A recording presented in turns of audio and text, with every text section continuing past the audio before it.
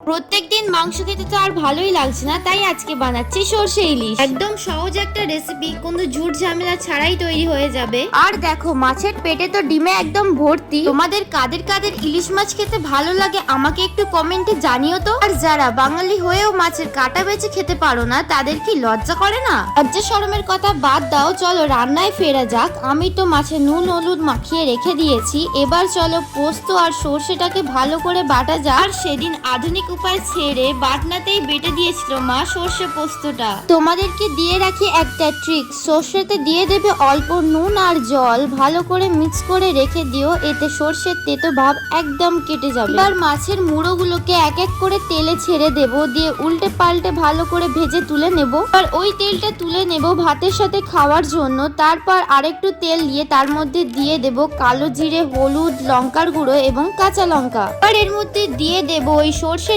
ভালো করে ছাঁকনি দিয়ে ছেঁকে, তারপর এর মধ্যে দিয়ে দেব সেই পোস্ত বাটাটা।